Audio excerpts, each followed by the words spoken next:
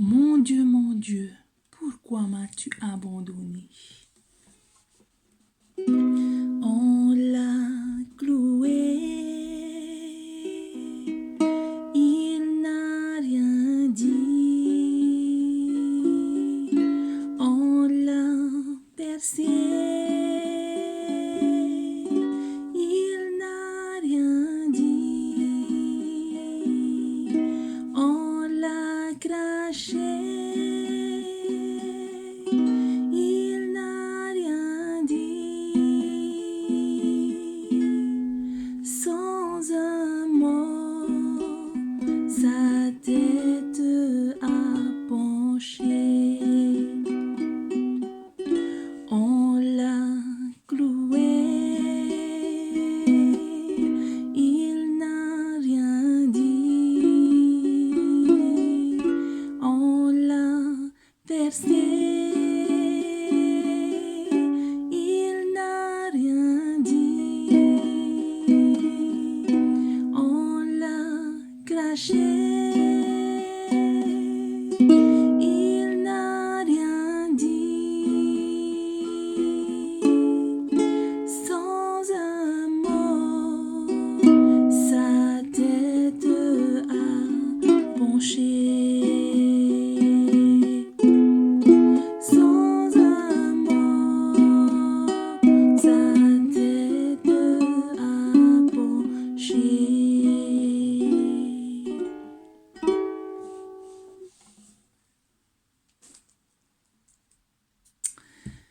Chers amis, Yorana, bonjour.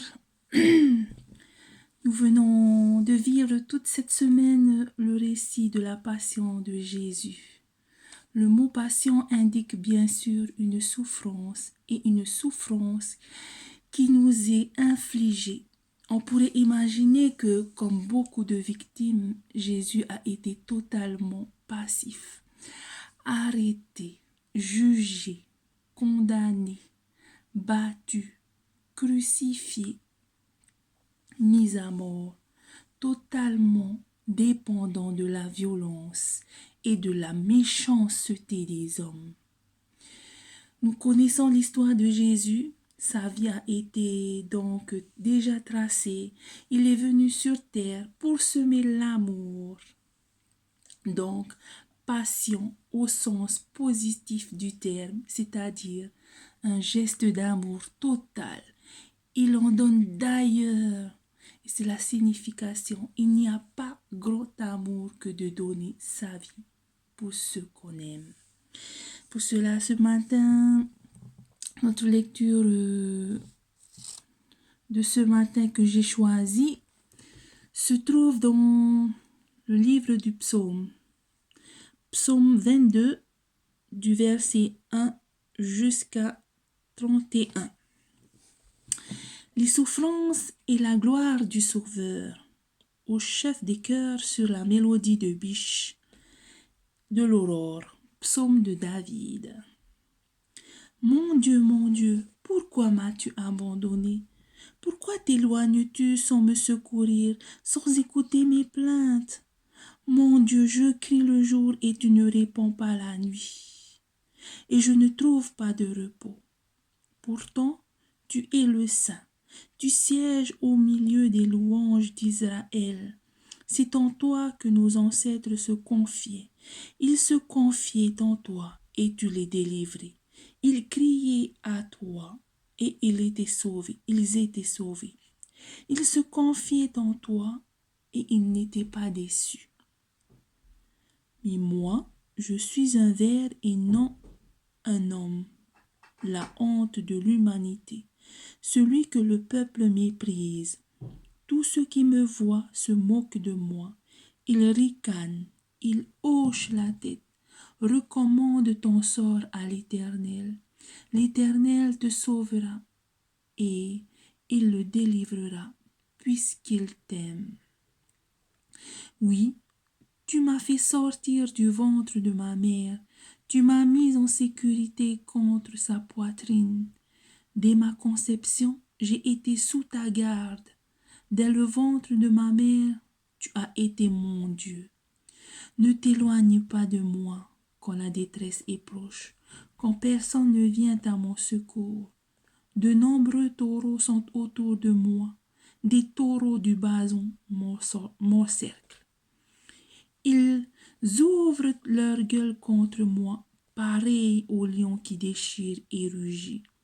Mes forces s'en vont comme l'eau qui s'écoule, et tous mes os se disloquent. Mon cœur est comme de la cire, et il se liquéfie au fond de moi. Ma force se dessèche comme l'argile, et ma langue attache à mon palais. Tu me réduis à la poussière de la mort. Oui, des chiens m'environnent, une bande de scélérats rôde autour de moi. Ils ont percé mes mains et mes pieds. Je pourrais compter tous mes os. Eux, ils observent, ils me regardent. Ils se partagent mes vêtements. Ils tirent au sort mon habit. Mais toi, Éternel, ne t'éloigne pas. Toi qui es ma force, viens vite à mon secours. Protège mon âme contre l'épée, ma vie contre le pouvoir des chiens. Sauve-moi de la gueule du lion et des cornes du buffle.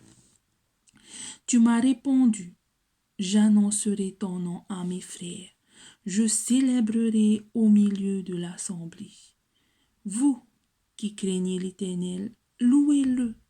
Vous tous descendants de Jacob, honorez-le.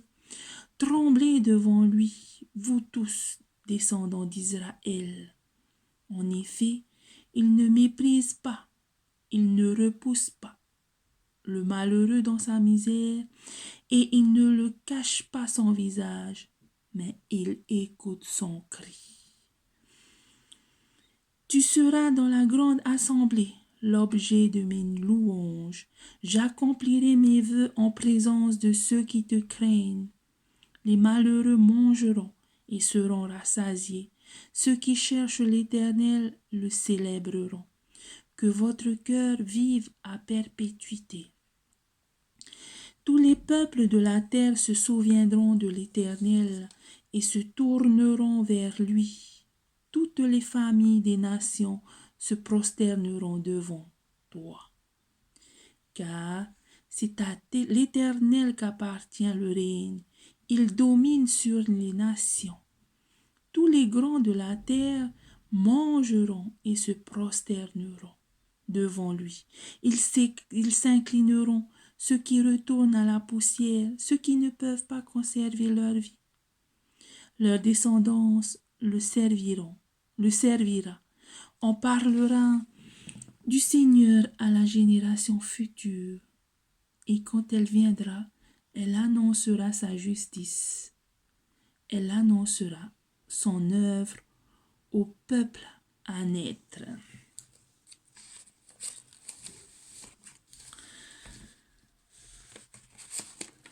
Chers amis,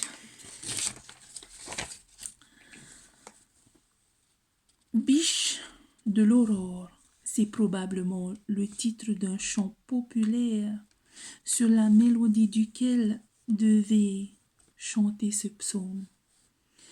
Le psaume 22 est l'un des textes qui inspire une profonde déférence. C'est une longue intercession qui fut composée par David, dont on ne connaît pas la circonstance de sa vie, qui l'a motivé à faire cette prière et qui correspond à la persécution extrême qu'il décrit. Il dit, se sont abandonnés de Dieu et entourés d'ennemis qui s'opposent violemment à lui, qui le tourmentent et menacent sa vie. Il implore alors instantanément l'Éternel de le délivrer d'une mort imminente. En fait, le psalmiste décrit une expérience et une exécution qui ne peuvent pas lui correspondre et qui donc concernent quelqu'un d'autre. Et oui, La personne de David, en effet, disparaît dans le rayonnement de gloire de cet autre lui-même, qui doit naître de lui, mais que l'Éternel appelle son Fils bien-aimé. Ce psaume est donc prophétique et annonce la fin de vie de Jésus, qui a été injustement condamné par les chefs religieux, puis mis à mort par les Romains. Mon Dieu, pourquoi m'as-tu abandonné? Tu restes loin et tu ne viens pas me secourir, malgré toutes mes peines. Mon Dieu, le jour j'appelle, mais tu ne réponds pas. La nuit je crie, sans trouver de repos. Sur la croix a eu lieu une séparation complète entre Dieu le Père et Dieu le Fils. C'est la seule et unique fois dans toute l'éternité qu'un tel événement a eu lieu. Il fallait que Jésus soit homme et chargé du péché du monde pour que cette rupture ait lieu. Jésus a toujours été en communion avec son Père, même quand il a été trahi, lacéré de coups et cloué sur la croix.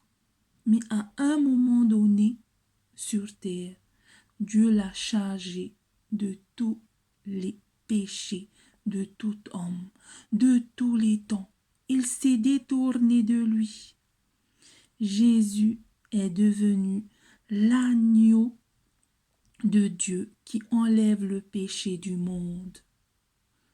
Jusque-là, Jésus n'a pas protesté et a suivi son calvaire sans maudire.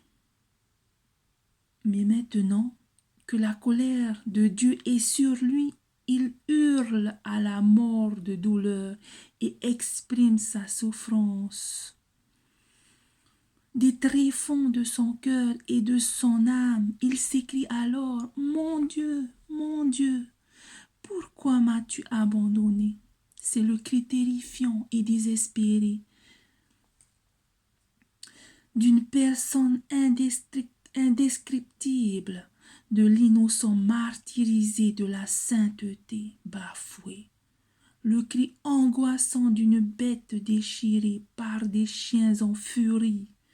L'enfant Jésus est né dans ce monde pour révéler Dieu, mais surtout pour racheter l'homme et ravir à Satan l'autorité légale qu'il détenait sur l'humanité. Honneur, gloire et puissance à toi, Jésus, notre Sauveur, maintenant et pour l'éternité.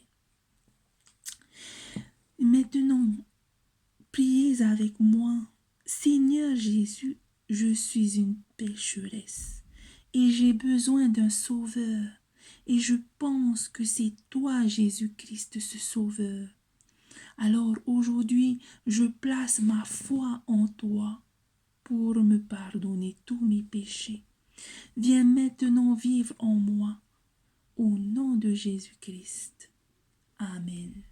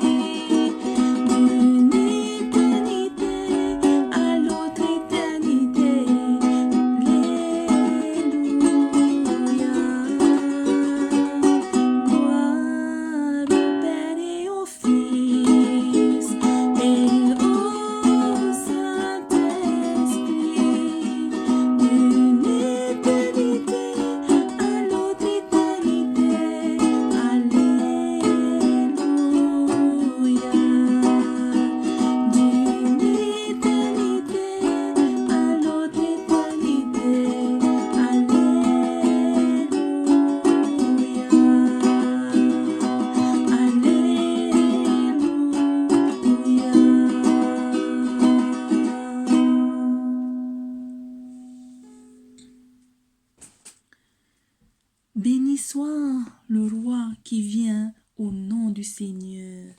Paix dans le ciel et gloire dans les cieux très haut. À tous, je vous souhaite un vendredi saint et que Dieu vous bénisse. Amen.